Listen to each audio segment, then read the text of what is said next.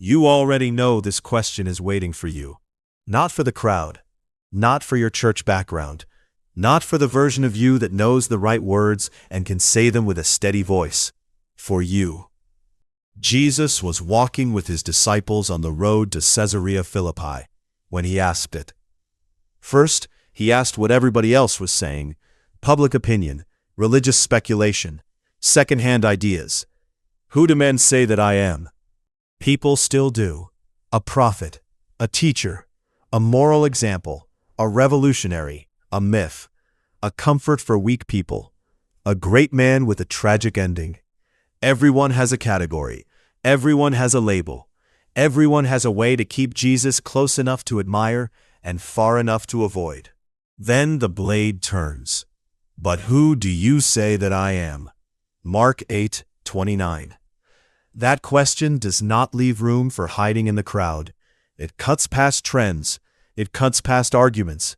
It cuts past what your parents believed, what your pastor taught, what your favorite skeptic mocked, what your favorite preacher repeated.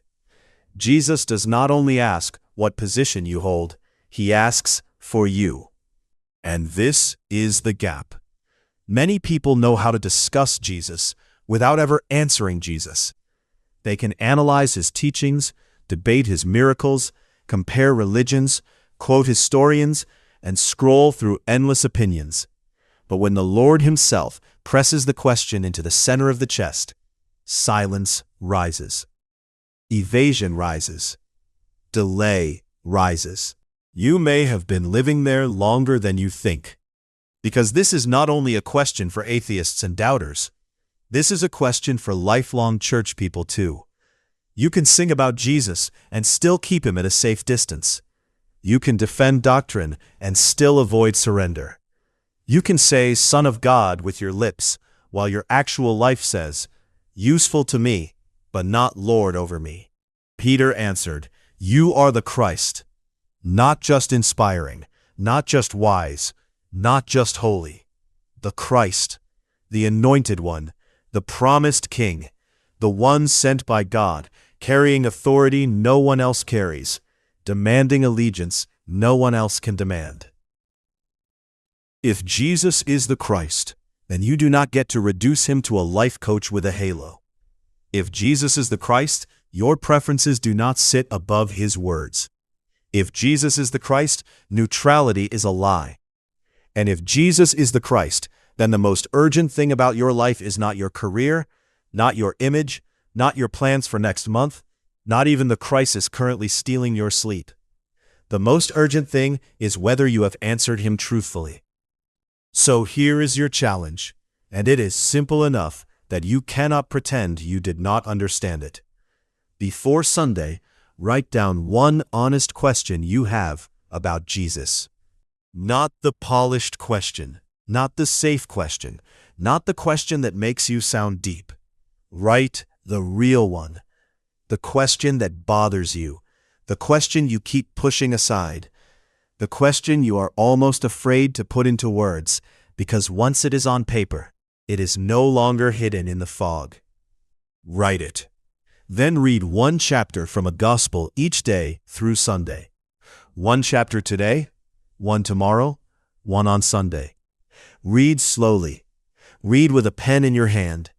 Read as if Jesus is not an idea to inspect, but a person who speaks. Start in Mark if you want, or John, but read the actual text, not clips, not quotes on a screen, not somebody else's summary. Open the gospel and let him confront you there. Watch how he speaks to the broken. Watch how he rebukes the proud. Watch how he receives worship. Watch how he commands storms, forgives sins, exposes hearts, and walks toward the cross with full awareness of what waits there. Watch how impossible it becomes to keep calling him only interesting. Then, before Sunday ends, write your present answer to his question. Not your final answer for all time. Your present answer, right now, with the light you have, with the questions you still carry, with the faith you have or the resistance you have, No performance, no borrowed language, just honesty before God. Who do you say that I am?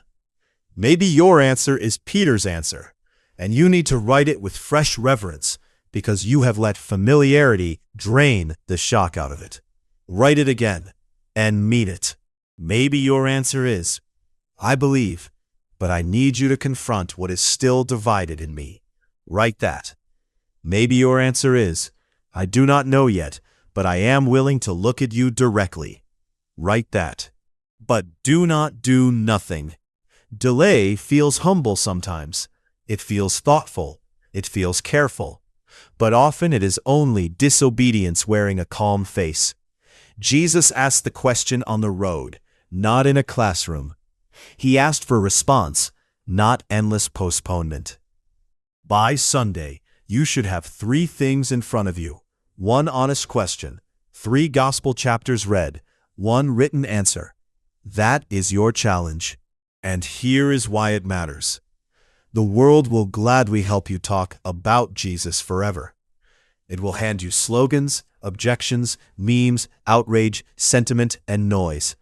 But there comes a moment when the noise falls back and the Lord stands before you in the pages of Scripture and asks the one thing no one else can answer for you. But who do you say that I am? Do not let another week pass with a crowded mind and an unspoken answer. Face him, answer him, and if he is the Christ, bow before him before Sunday. This is extreme faith. Until next time.